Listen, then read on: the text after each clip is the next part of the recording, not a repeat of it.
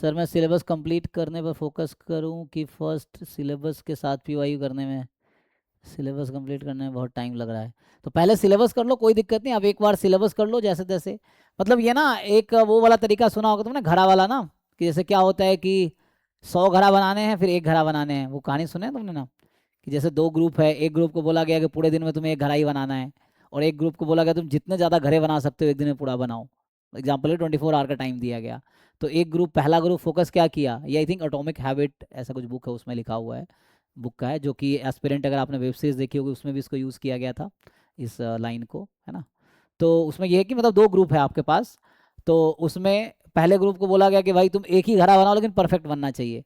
दूसरे को बोला गया तुम जितने घड़े बना सकते हो उतने बनाओ। और जब एक्सपेरिमेंट किया गया तो अंत में रिजल्ट ये आया कि पूरे दिन में जिसने एक घड़ा बनाए और उसने जो 100वां घड़ा बनाया, तो उसका जो 100वां घड़ा है ना, वो इसके एक घड़े से बेटर था। तो इससे आउटपुट ये निकला कि चूंकि जब वो घड़ा बना रहा था, पहला, दूसरा, तीसरा, चौथा, पांचवा, तो मतलब पूरे दिन में उसने 100 घड़ा बना दिए और एक ने एक ही बनाया ग्रुप ने। तो जब वो 100 घड़े बना रहा था, पहले घड़े में जो गलती थी उसने दूसरे में ठीक किया, दूसरे में गलती थी तीसरे में ठीक किया।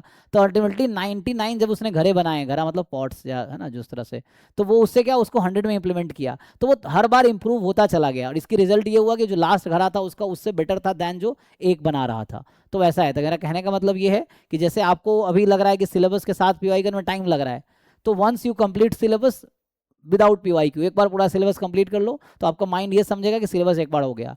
देन दोबारा करो, पीवाईक्यू के साथ कर सकते, दोबारा पीवाईक्यू के साथ सॉल्व करो, या पहले पीवाईक्यू सॉल्व करो, जब डिफिकल्टी आए वापस सिलेबस पे जाओ, read it again, come again. तो इस तरह से यू कैन एक्सपेरिमेंट। तो पूरे साल में कोशिश करो कम से कम 8-10 बार सिलेबस कंप्लीट करो, यू ट्राई टू डू। तो first second time you just complete syllabus to understand approach, जल्दी भी हो जाएगा, तो आपका माइंड थोड़ा ये रिलैक्स हो जाएगा, चलो सिलेबस तो हो गया, अब क्वेश्चन ही तो करना है, तो ऐसे कर सकते हो आप।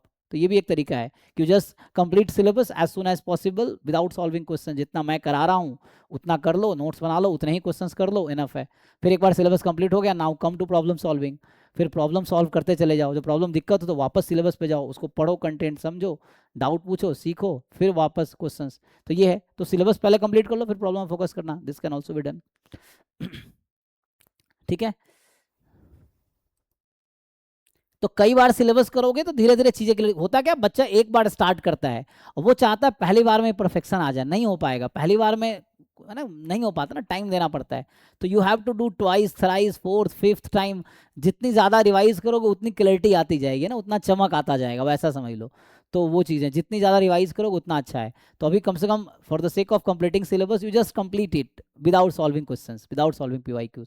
पहले सिलेबस कंप्लीट कर लो, फिर पीवाईक्यू पे आओ, पीवाईक्यू सॉल्व करो, नहीं हो फिर पढ़ो क्या दिक्कत है, पूछो, सीखो। मतलब ये लर्निंग प्रोसेस है। मतलब ये कहना चाह रहा हूँ कि बार बार इस प्रोसेस में डूबोगे तो कभी क्वेश्चन होगा कभी नहीं होगा, लेकिन जब नहीं होगा उसको सीखो, फिर सॉल्व करो, कुछ दिन बाद उसको फिर सॉल्व करो।